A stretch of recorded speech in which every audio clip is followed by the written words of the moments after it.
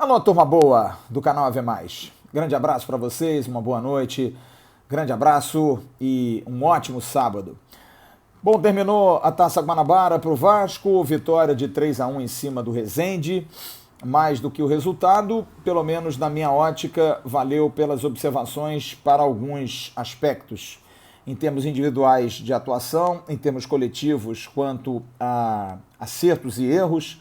É claro que vencer é sempre bom, mas o Vasco não fez um bom primeiro tempo, fez um primeiro tempo muito amarrado, fez um primeiro tempo muito preguiçoso, reclamado pelo próprio técnico Marcelo Cabo no tempo técnico dos 20 minutos, perguntando aos jogadores se eles estavam participando de uma pelada de casados e solteiros no dia 31 de dezembro. Linguagem bastante popular, linguagem direta, e acho que isso faz muita diferença no convívio de um treinador com os seus jogadores.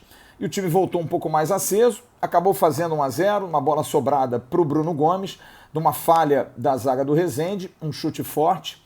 E aí, um ponto preocupante, o Vasco sofreu um empate novamente numa bola parada, escanteio, bola no primeiro pau, desvio, ninguém acompanhou, no segundo pau, o volante Paulo Vitor do Resende acabou fazendo 1-1. Preocupante porque, sem Hernando, a defesa do Vasco sempre tem tomado gols. Não que o Hernando seja um esteio, que o Hernando seja o cara, mas o Hernando é um jogador que parece estar mais acostumado a esse tipo de jogada, porque quando é o Ricardo Graça, quando é o Miranda, enfim, junto com o Castan, o time não tem conseguido bloquear esse tipo de jogada. E hoje até com um novo goleiro, Vanderlei, que até talvez por falta de entrosamento também acabou não chegando na bola. Mas o empate veio e é bom que aconteceu agora em mais uma forma de gol, né? É difícil da gente entender como é que um time toma tantos gols dessa forma, dessa maneira, mas temos tempo ainda para corrigir. Com certeza o Marcelo Cabo está muito preocupado com isso. Veio o segundo tempo,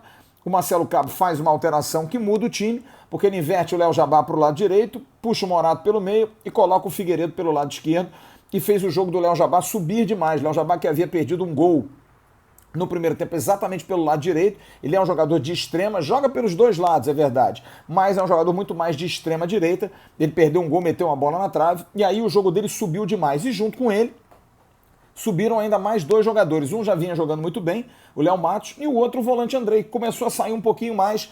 Bruno Gomes ficou preso, o Andrei chegou para fazer ali triangulações, e foi assim que o Andrei deu um passe espetacular, maravilhoso, para Germancano, e Germancano brigando aí para ser o maior artilheiro do século no Vasco, gringo, jogador gringo. Petkovic estava com uma vantagem e ele tirou porque acabou fazendo também o 3-1. 2 gols de Germancano, 3-1 Vasco, pelo resultado legal, o Vasco classificado aí para a Taça Rio, que é um campeonato que não vale tanto como conquista de estadual, mas é importante estar numa colocação melhor do que no ano passado, não é aquilo que a gente espera do Vasco, porque ano passado ficamos em 7º, esse ano estamos aí em 5º, enfim, não é o melhor dos mundos, longe de ser o melhor dos mundos, mas pelo menos cresceu um pouquinho. Não é a tradição do Vasco, ninguém aqui pode estar satisfeito com isso. Agora, acho que esse jogo, mais uma vez, serve como observação, porque é aquilo que o Vasco colocou como prioridade no Campeonato Carioca, usar essa competição para fazer as observações. E aí a gente observa alguns jogadores crescendo muito, como o Léo Matos crescendo muito, Zeca parece que joga já há muito tempo no Vasco, jogando muito bem, Andrei subindo de produção, fazendo bons jogos. A entrada do Léo Jabá é importante como uma opção, jogador de lado de campo que a gente não teve no ano passado, jogador de velocidade, de força, atuando muito bem. Os meninos entrando bem, o Figueiredo entrando bem, o Caio Eduardo entrando muito bem no transcurso do jogo. E alguns preocupando, como por exemplo Laranjeira, que teve uma oportunidade que seria uma esperança aí na ausência do Marquinhos Gabriel, que não jogou bem. O Bruno Gomes, mais uma vez, muito inseguro, fazendo jogadas muito simples, não dando dinamismo ao setor. Também não fez uma boa partida. O Ricardo Graça deslocado ali pela direita, não conseguindo fazer o jogo dele ser confortável, nitidamente desconfortável, e isso também atinge de alguma forma o Castan.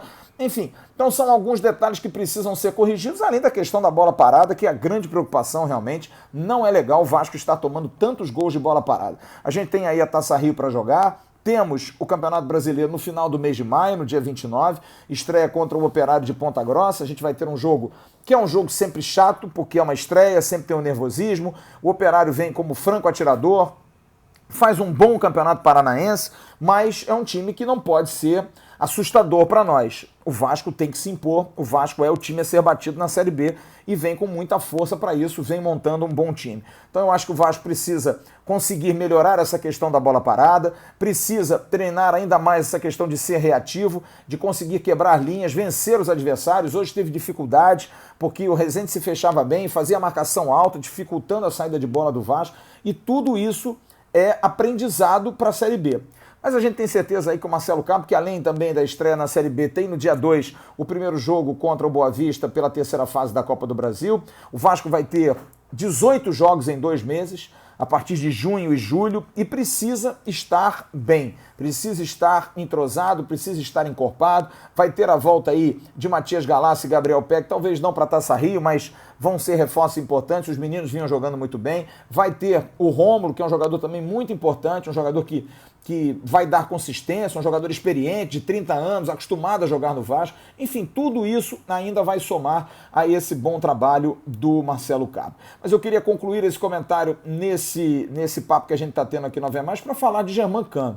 Germancano é um jogador muito especial para quem teve, num passado mais distante, jogadores tão extraordinários como Roberto Dinamite, como Edmundo, como Romário. O Vasco sempre teve grandes artilheiros e talvez nesses últimos 20 anos não tenha conseguido ter um jogador desse porte, um jogador que consiga fazer gols com tanta facilidade. Sofremos tanto, né, em 2019, sem o centroavante, era a busca da camisa 9, 2020 da mesma forma, tivemos que aturar ali o Ribamar, que é um jogador extremamente limitado, sem ter um centroavante.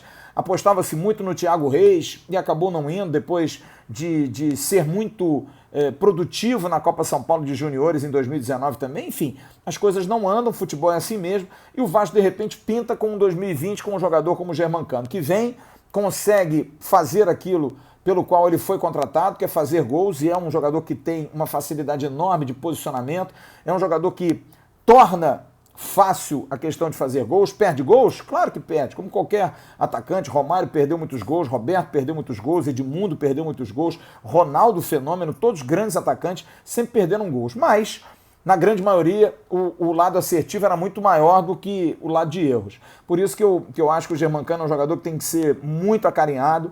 É hoje o artilheiro em relação à questão de gols como estrangeiro no século XXI. Ele passou o Petkovic, que era o jogador que tinha 28, ele está agora com 29, e está ao lado de Alfredo González, argentino também, que jogou entre 1940 e 1942, que fez 29 gols. Se ele fizer mais um gol, ele fica entre os 3 maiores artilheiros do Vasco da Gama em toda a história do clube. Do século ele já é, porque Petkovic jogou de 2002 a 2004. Então, no século XXI, ele é o maior artilheiro estrangeiro. E vai estar entre os 3 maiores de todos os tempos do clube. Faltando aí, se fizer mais um com 37, para igualar o segundo, que é Silvio Parodi, que jogou entre 54 e 56. O primeiro é segundo Viladonga, jogador Viladoniga. Segundo Viladoniga, jogador uruguaio, que era apelidado de El Arquiteto, jogador que morreu agora em 2006, com 90 anos de idade, jogou entre 38 e 42, veio do Peñarol, que fez 83 gols em 116. Mas Germancano fez 29 gols em 54 partidas. É impressionante, é um jogador extraordinário, que a gente tem que valorizar muito e que a gente tem que torcer para o Vasco ficar ano que vem, voltar à primeira divisão, para que o Vasco possa renovar o contrato dele. E é com essas armas e com o bom trabalho que o Marcelo Cabo vem fazendo que a gente espera que o Vasco possa nos dar um ano tranquilo, de boa campanha no Campeonato Brasileiro, de classificação para a Série A no ano que vem e, quem sabe, de boas surpresas também na Copa do Brasil.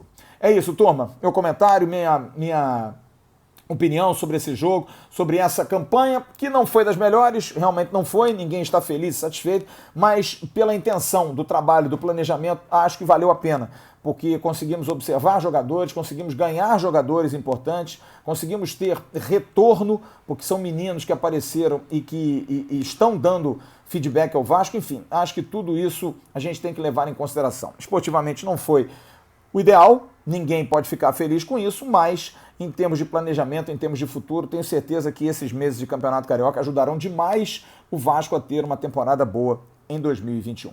Grande abraço a todos vocês, um ótimo final de sábado, bom domingo. Se ligue, amanhã tem também notícia aqui no Ave Mais e também no canal Atenção Vascaínos. Grande abraço, fiquem com Deus.